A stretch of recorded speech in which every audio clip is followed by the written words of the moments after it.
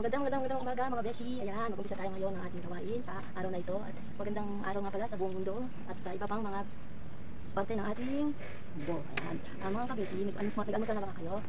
At ako ay nagkape na kanina. Kaya ngayon, ang gagawin natin ay yung ating mga gawain na pambahay. Yan. Katulad ng magluto. Yan. Papakita ko sa inyo ang pagluluto mamaya. Magluto tayo ng giniling na may green peas. Yan. At yun nga pala mga kabeshi. Yan. Ngayon dito. Medyo makulimlim ang ating panahon mga kabeshi. At ngayon ay mga oras na kaya ngayon, mga 8:30 siguro mga kabeshi. At ito nga pala ang ating lulutuin. Ayan, ito lang giniling, pinaris ko na ito sa ating ref. At ito yung mga ating green peas. Ito din ang ating, pinipipare ko na rin ang ating sibuyas, bawang, klog. Mamaya maghihiwa tayo dyan mga kabeshi. Papakita ko sa inyo mamaya pagka magluluto na tayo. Pero ngayon ay maghihiwa muna tayo mga kabeshi. Ayan, dyan muna nga kayo mga kabeshi. At tayo ay magsimula na panoorin niyo lang ako dyan ha. Sana magustuhan yung aking gagawin.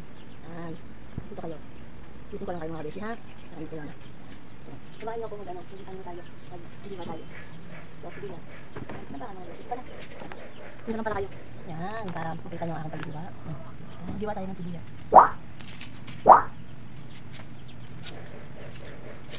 Mga kabeshi, kayo ay mag-prepare na rin dyan sa inyong bahay ng inyong ulam para sa pananghalian. Sabayan niyo ako mga kabeshi. Yan, ganito lang. May lang ginagawa ko. Hiwain natin. Hindi ko kayo papakita sa buong paghihiwa ko mga kabeshi at baka kayo mainip. Papakita ko na lang mamaya pagka ako bibigisa na ha. Balik ako mamaya. Ayan, alam na natin mga yung ating giniling. Alam na natin siya. Gasa na natin para tayo ay mag-isa na.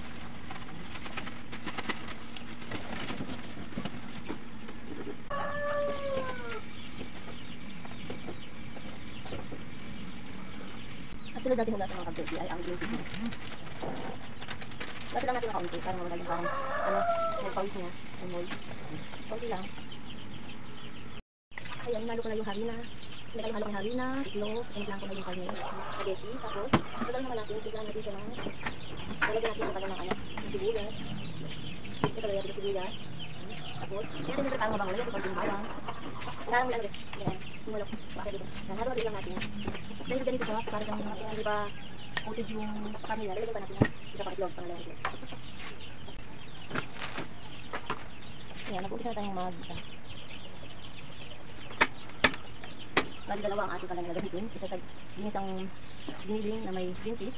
Yan. At isang ating pipituhin giniling. Na-prank mo ko din, na-prank.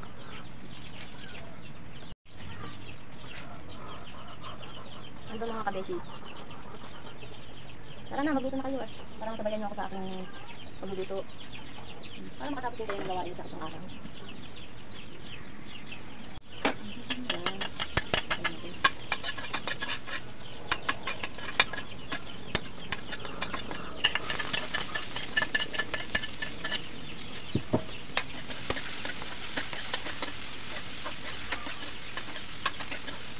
Hinigita natin yung kabeshi yung ating pinilis bawang.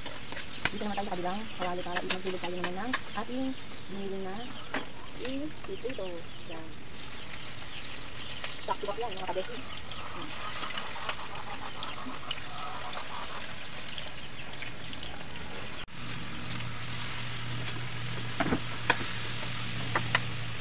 At dahil wala akong bell pepper na nabili at ako'y pinatahad ng lumabas mga kabeshi, kukuha na lang tayo sa ating kanina ito.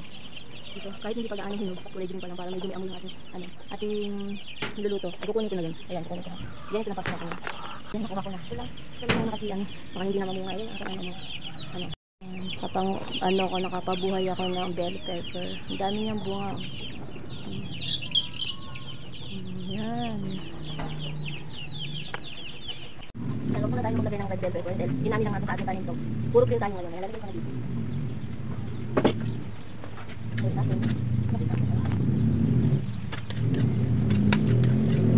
yung aking iniisang giniling. Nandito naman ang ating prito. Paanin lang natin ng kaunti. Tapos lalagyan natin ng konting tubig. Konti lang, pampalambot ng kaunti. Kasi lalagyan natin ng green peas para medyo lumambot yung green peas. Lalagyan natin ng konting tubig. Hindi pala kita ang ating napakandi ng mga kabeshi. Tapos muna natin para kumain siya lumambot. Tapos saan natin lalagyan ng ating green peas. Inalagyan natin ng ating giniling kung pwede ng bansay. Pinurito giniling. Bansay na natin. Lagyan na natin ang ating green peas ng veggie. Haluin lang natin. Mas maraming green peas yan sa giniling kasi inano ko dito. Pinuro ko sa prito na benta kasi ang prito ko pagka sa giniling. At dahil malambot lang ang ating green peas, luto na, nilagyan na natin ang ating tomato sauce.